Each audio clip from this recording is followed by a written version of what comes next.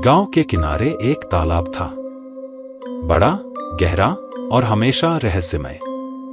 स्थानीय लोग कहते थे कि तालाब की गहराई पता नहीं, पर वह समुद्र से भी गहरा है। इसीलिए तो उसमें कभी कोई जीव नहीं दिखता, न मछली, न कछुआ, कुछ नहीं। एक दिन दो लड़के, राहुल और श्याम, जिज्ञासा से भर गए। उन्हें तालाब की गहराई जाननी थी। उन्होंने एक लंबी रस्सी ली, जिसके एक सिरे पर पत्थर बांधा और दूसरे सिरे को एक पेड़ से बांध दिया।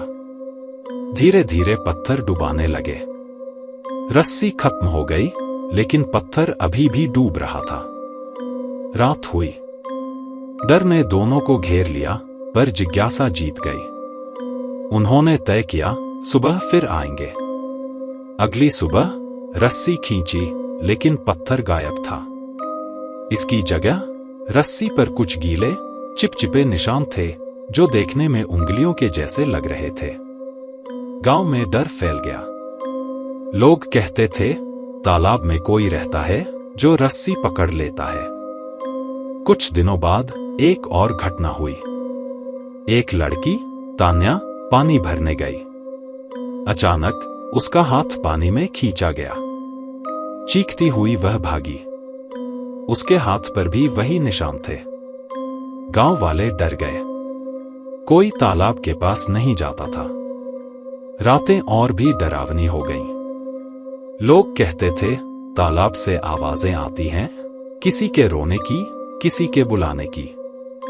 एक रात बरसात हो रही थी।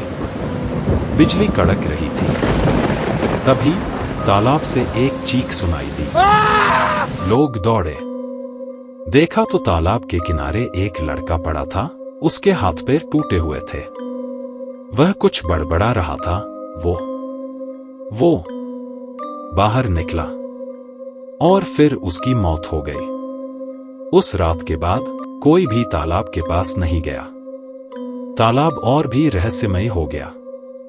लोग कहते हैं, आज भी रात को वहां से आवाजें आती हैं, पानी की हलचल होती है और कभी-कभी किसी को पानी के अंदर से आंखें देख लेती हैं।